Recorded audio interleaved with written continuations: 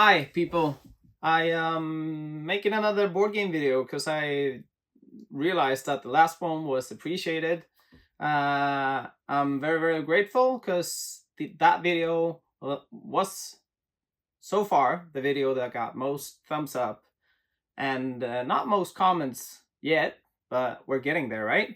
And also, like, the content that been viewed the most so far by the content that I have created, which isn't much, but I'm getting there. And this encouraged me to make another video. So I was talking about making a video about the best games I've played so far that came out in 2024. That's a weird title of a video, and maybe that will be the title. I have to figure that out because it will be very long, it feels like. And to my aid today, I've got my computer because I think I will need that just to have give myself a reminder of the games that I played, like what they're about, because some of them was about a year ago that I played. So this video is basically going to be about, well, as I said, the best games that I've played so far that came out in 2024. With that said, there's also going to be some games that I played that aren't that good that came out in 2024. I'm going to show them to you as well, so maybe you can avoid them or play them and see if you have a different opinion. And I will also, in the end of the video, I will also have a little, or I will also talk a little bit about what my next video is going to be, I think. And I think that's going to be, or I'm not going to say it now then. That's stupid. Yeah, that's stupid. So I'm not going to do that. You have to wait till the end of the video. And don't skip. I want you to view the whole video. No, I'm just kidding. Do whatever you want.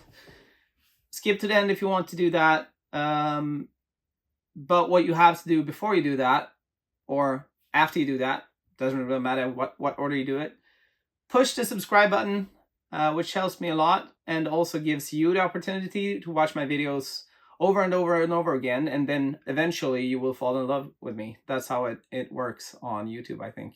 You just keep watching content that you don't really enjoy, and then eventually you enjoy it. Let's start off. The first game that I played, or it wasn't the first game that I played, but it's the first game I'm going to talk about, that came out in 2024, and was a game that was on GameFound, is Islebound Emerald Edition. So this is a new edition of a game that came out, I think, in 2014, maybe. So Islebound, that comes from Ryan Laukat, I think it's pronounced. I love him as a designer. He makes, from what I've understood, he makes all the art for the game himself. He designs the game. He publishes games, like he does everything.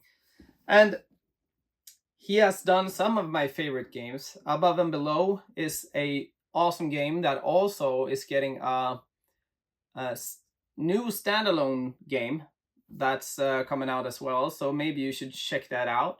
I'll put a link to it in the description below and a picture of it here or here. And about this game, which, like, as I said, I like a lot of his games, but this one wasn't really for me. It's on the lighter side, so if you're not like playing a lot of board games, or if you're new into the hobby, you might enjoy this. It has a bunch of player interaction. So what you do is you go around on these islands here, and like on your turn, you can do a bunch of different things, but you simply have a crew with you that are specialized in different things. So with them, you can explore new islands, you can build on the islands, you can do the actions on the islands. So you go around, and different islands have different actions, and you have a certain movement that you have to take into consideration, and you also fight monsters, and you recruit crew that are like both regular crew but also people that can fight for you. You get points for the islands that you control. This game, to me, gets a 5 out of 10. And another thing about it is that I'm gonna sell it probably, but the problem is that I really enjoy having all the characters for above and below, and this game comes with characters that you can use in that game. So I don't really know how I should justify keeping this just to have the characters for the other game, because this should be on my, or it is on my sell shelf that's out there. I'm gonna go on with the next game. And the next game I'm going to talk about, I don't have in my possession, so I will just talk about it. I used to have the old version of this game, and the game is Power Grid Outpost. Sorry about that. It's a new version of Power Grid, an old classic that a lot of people enjoyed playing. And what you do in the game is that you build networks and routes, and then you get points for different areas that you control. The game is pretty good. Like it's, I wouldn't say it's a bad game. It just feels to me a bit outdated still. Like it been there, done that. It feels like, but if you're into this type of games with auction bidding and network routes, then you might check it out. To me, I rated it a 6 out of 10. I'm gonna go through with another game that I don't possess, so I'm gonna show you some pictures of it, but it's Skyrise, that is a re-implement of Metropolis, and it's a game where, another area control game with bidding mechanism. You have a map that's set up, and you have different islands on this map, and then you try to complete, or you try to take control of different sectors, which scores you points. And the way you do that is by bidding with the pieces that you're going to put on the board. So there's like small towers that you're going to put out on the board. And there's different ways, like different goals that you have to try to achieve to score points by the end of the game. It's not a bad game. It's just not, I mean, it's not really for me. The Skyrise. Let's go forward with another game. Creature Caravan is also a game that I think was pretty enjoyable. Maybe because I won the game when we played it, I'm not sure. But the game has a bunch of different cards, and it's kind of multiplayer solitaire in that way, because you focus so much on what you have here in front of you, and you don't really know what the other people do on their turn.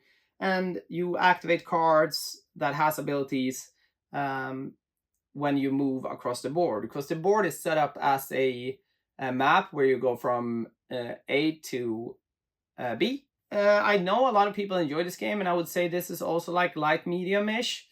But just remember that you will do a lot of stuff on your own playboard back and forth, and you will not keep, like, the central board is blocked by other players and so on, but there's a lot of multiplayer solitaire in this game.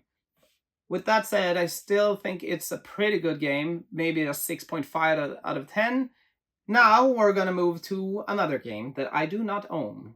And this game is from Vladimír Suchý. Yeah, and the game is Resafa, which is a game where you do a bunch of different stuff.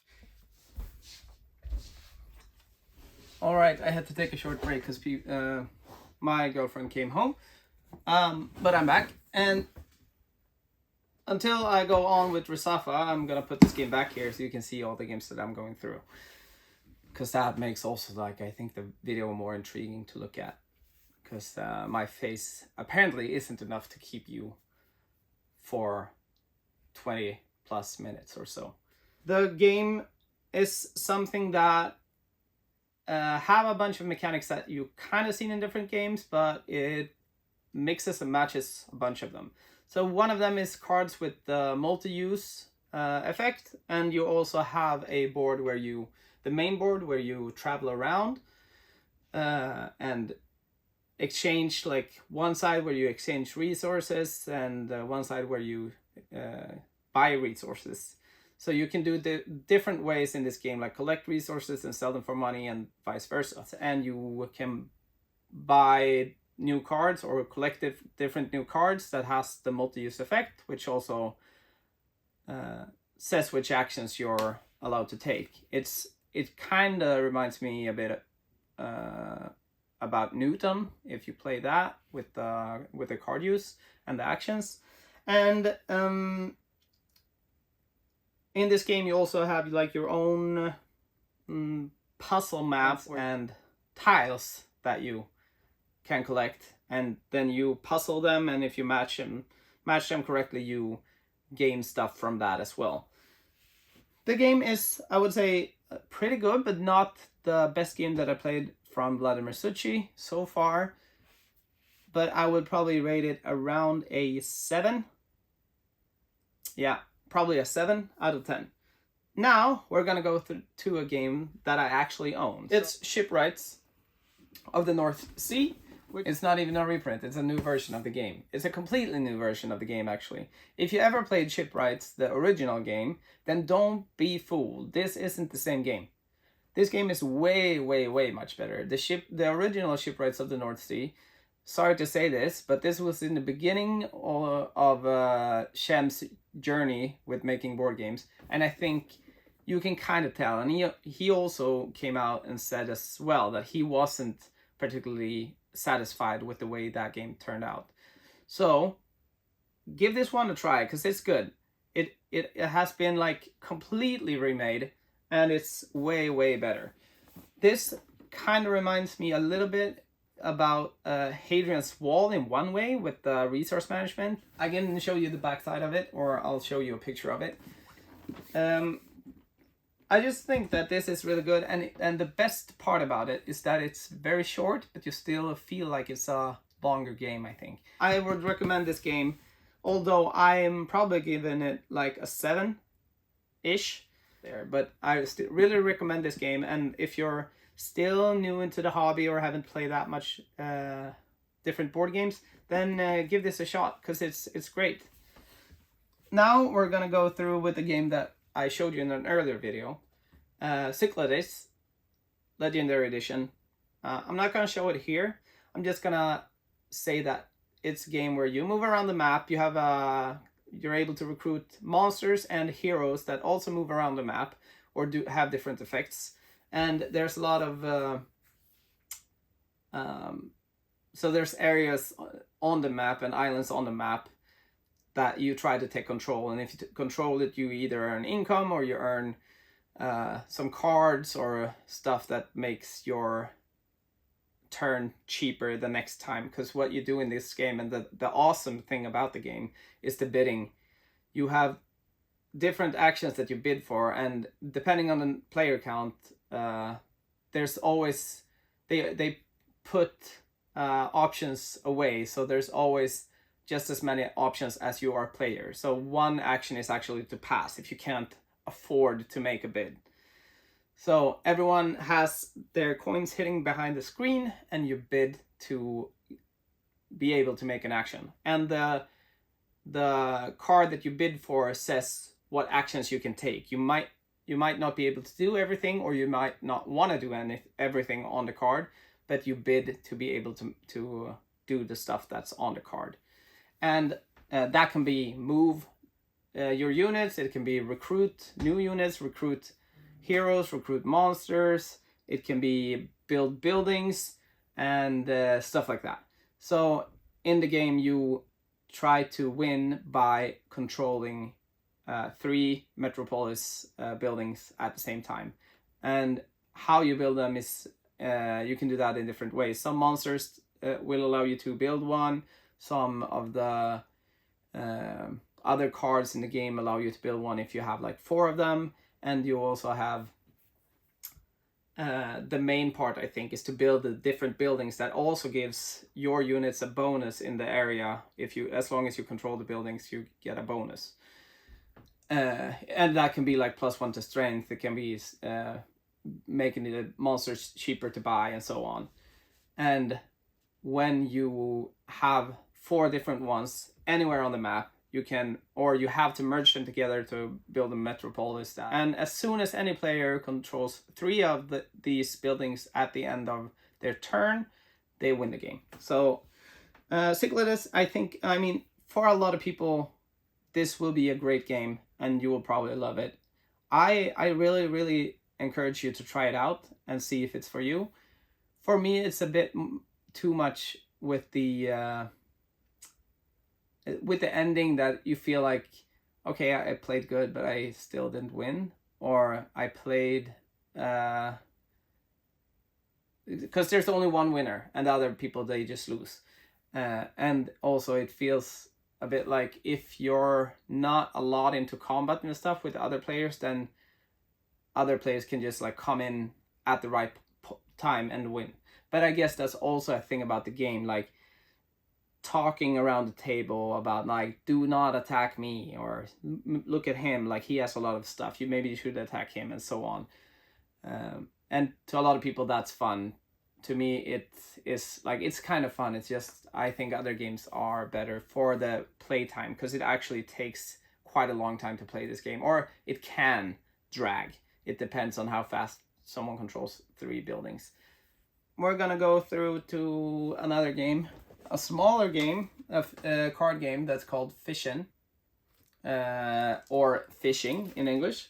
It's from Friedemann Friese, which he makes a lot of games, and some of them are really good, some of them aren't good at all, but he just produces a bunch of games, which is cool. He's not afraid to put games out there, and sometimes he succeeds.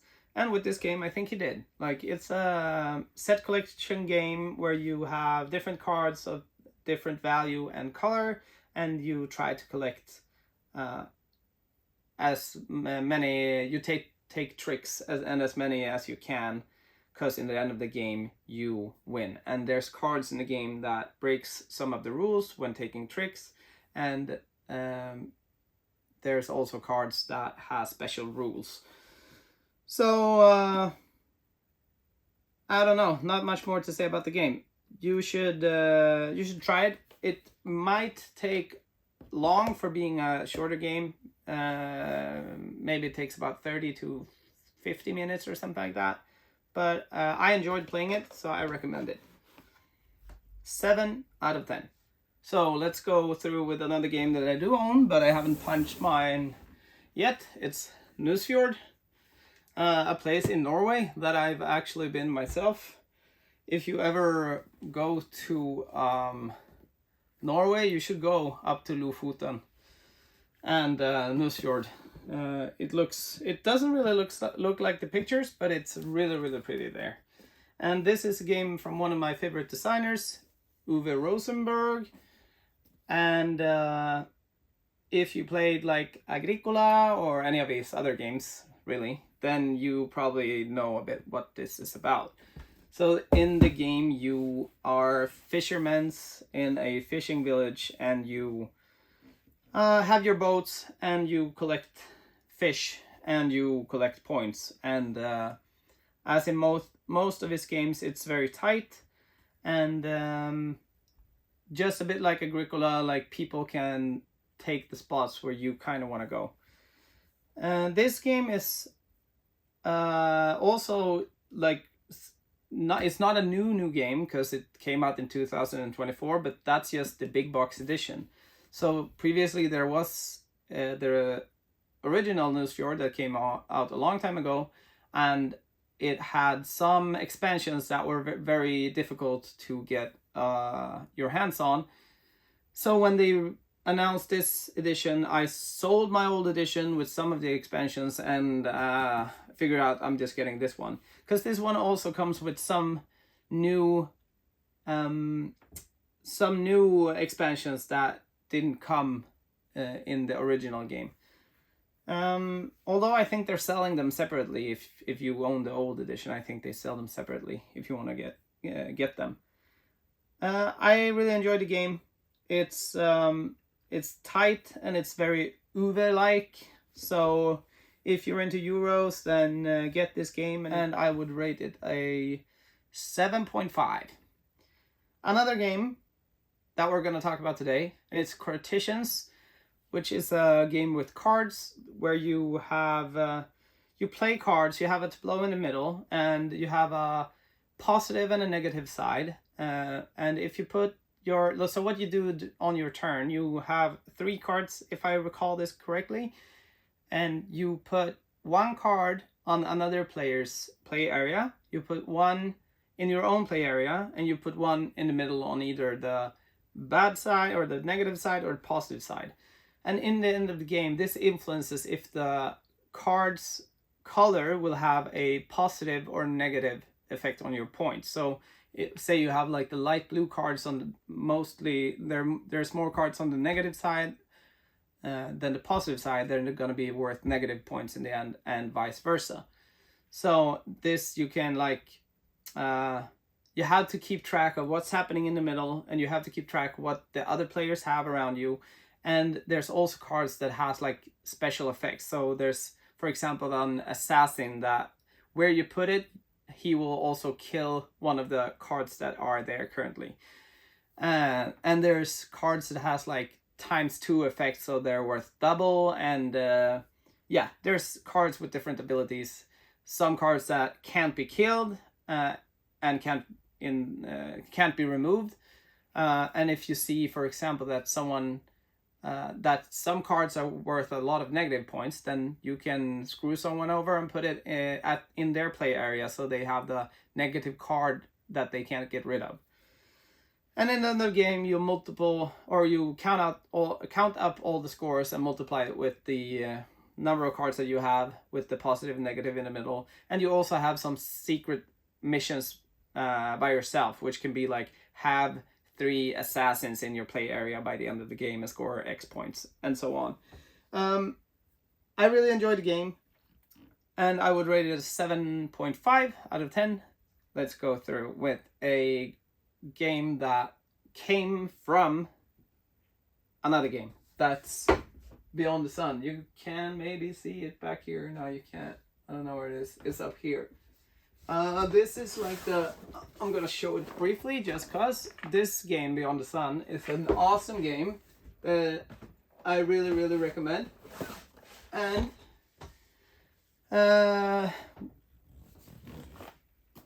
then this game came out, which is a game that is a I wouldn't say it's like a standalone version of the Beyond the Sun, but this is called Beyond the Horizon, and it has a different theme, and it also is very, very alike with the old game, but they switched some things up.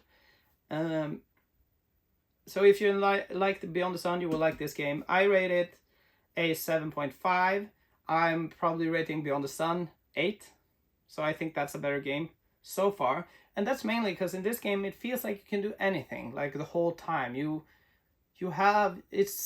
feels like it's a bit too easy to get a hold of new resources and get the text that you want to upgrade, and so on. So in the game there's a main board with text that you unlock the whole time. This is the same as in the other game.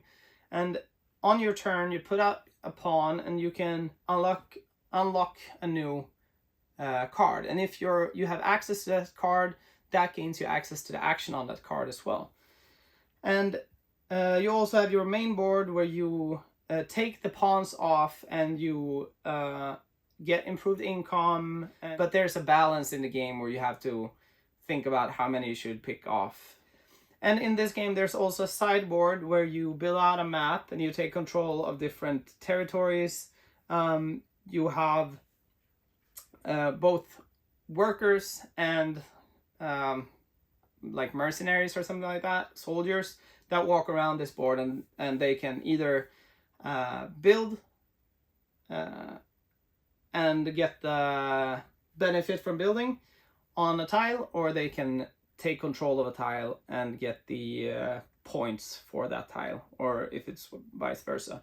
Going on, now we don't have many games left, but we're gonna go to from this 7.5 Beyond the Sun, we're gonna go to a game that I do not have, that is Flip 7, a card game, super easy. If you ever played Blackjack, you will like this game. You try to score points. There's cards from like I don't remember the numbers, maybe like 0 to 15 or something like that. And if there's number 11, there's 11 of that card. And there's also some special cards in this game that change the rules a bit. And then you go around and you play different, like a lot of rounds until someone comes up to the specified amount of points. Very bad explanation of the game. Just buy it. It's on Amazon, dirt cheap. Then we're gonna go to this game. Ezra and Nehemiah, which is a really interesting game. Alright, so there's Shem made this game together with Sam McDonald. And Sam, one of the first game that he made with Shem was Architects of the West Kingdom, which was very well received. And then he's been working alongside with Shem for a long time, and they both work in the same company now, and they made a bunch of different games as well. And if you haven't tried all of their games, they kind of go from light to more heavy, I would say. Like the games that are coming out tends to be a bit more heavy Euro, and the first games that came out are a bit more light Euro. So for example, the Shipwrights was an early game, especially the first edition. This remade edition are a little more complex, but it's still easier. This is like a standalone, because Shipwrights and all of the games come as a North Sea trilogy, and you also have the West Kingdom trilogy and so on. But this is a standalone game, and it's really good. You have your own playboard, you have cards that you play that kind of reminds you of Paladins in that sense, and you have the main board where you can upgrade to get techs. You can that improve, like either improve the game while you play, or have some one-time bonus or end game bonuses that you try to fulfill. Or you build walls around the playboard, and you put down your meeples on different spots on the playboard, and if you put them down you receive bonuses, and if they link together around the board then you receive more bonuses and so on. And you clean rubble to be able to build a building, and then you get score points for that. And anyways, the game has a lot of player interaction. You do a bunch of stuff, and you also do a bunch of stuff on your own player board, and you have to think all the time. You build some stuff on your player board, and you have a lot of stuff that you build out on the map. But I'm really impressed by this game, and I'm currently rating it around 8.5, 8 probably. And I would really recommend you to try it out if you like Shem, Phillips and Sam's games, because this was good. It's a good Euro. Lastly, this is the last game that I played that came out in 2024, and that's Civilization, which is the best game that I played that came out last year, 2024. Civilization is by one of my favorite designers, Stefan Feld. Almost didn't remember his name. It's a game where you have to think a lot, and there's a lot of things to keep track of in this game. And I'm gonna be honest, this game is very different from his other games. It has a lot of components, and it has a board that doesn't look like any of his other games, and there's a bunch of mechanics that I haven't seen in any other game as well, not his games or other people's games. Okay, so what you do is you roll a bunch of dice that you have, which is your actions. So you pick the dice that relate to, like, if you have a 2 and a 4, then maybe you can do a certain action, and the actions that you can pick from is determined by the dice that you have and where they meet. There's a table. I'm gonna show you a picture of it, and then you can upgrade those actions to make them more powerful. And you also have this main board where you try to walk around with your I wouldn't say workers, maybe farmers, workers, explorers.